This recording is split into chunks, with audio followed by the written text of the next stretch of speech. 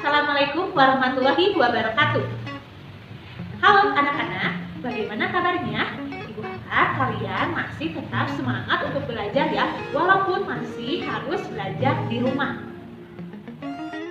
Hari ini kita akan belajar pendidikan lingkungan hidup mengenai upaya pelestarian abiotik.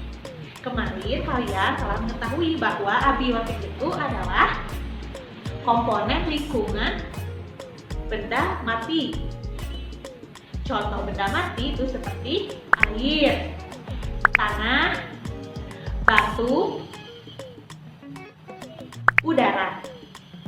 Nah, kenapa ya lingkungan abiotik harus dilestarikan? Karena lingkungan abiotik adalah faktor yang mendukung keberlangsungan kehidupan. Agar lebih paham, mari kita belajar lebih dalam lingkungan abiotik. Tahukah kamu bahwa bumi ternyata 70%-nya ditutupi atau dilapisi oleh air? Maka dari itu kenapa bumi dominan berwarna biru? Tapi ternyata air yang bersih hanya ada 3%-nya dari total air yang ada tadi. Air bersih itu berupa air tanah, es, gletser, sungai, danau. Air itu sangat berpengaruh besar bagi lingkungan. Karena jika kita tidak ada air, maka yang terjadi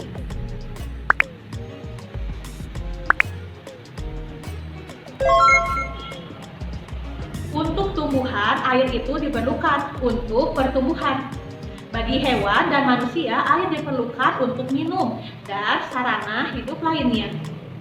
Maka dari itu, air adalah kebutuhan pokok kita. Kenapa disebut kebutuhan pokok? Karena jika kita tidak ada air, maka kita tidak bisa hidup. Oleh karena itu, kita perlu menghemat air atau tidak boleh menghambur-hamburkan air. Tutuplah keran air jika tidak digunakan. Berusahalah untuk tidak mencemari air. Abiotik selanjutnya adalah udara. Udara merupakan campuran dari berbagai jenis gas. Biasanya yang banyaknya itu adalah nitrogen dan oksigen. Nah, oksigen inilah yang sangat penting bagi kehidupan manusia atau makhluk hidup karena kita membutuhkan oksigen untuk bernafas. Ternyata gas nitrogen pun sangat penting, yaitu untuk penyubur tanaman. Ternyata udara pun mampu melindungi bumi kita dari radiasi dan benda-benda angkasa. Jadi keberadaannya udara ini sangatlah penting bagi kehidupan manusia dan makhluk di bumi. Udara perlu dipelihara dan ditingkatkan kualitasnya karena jika udara tercemar yang terjadi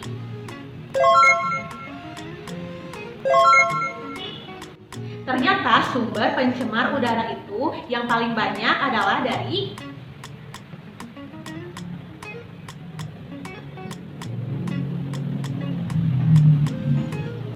jika udara tercemar dan sudah sulit untuk ditingkatkan lagi kualitasnya, maka yang terjadi kesehatan manusia akan terancam, terutama bagi paru-paru kita. Ada cara lain agar oksigen ini ada terus-menerus.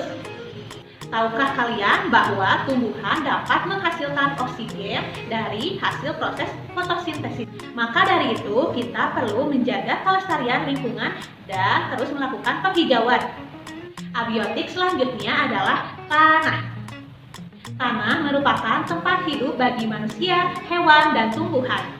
Manusia memerlukan tanah untuk membangun atau mendirikan rumah, bercocok tanam, dan tempat untuk berpijak.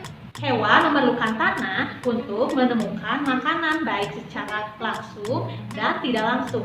Lantas bagaimana ya cara untuk melestarikan tanah? Simak baik-baik penjelasan berikut ini.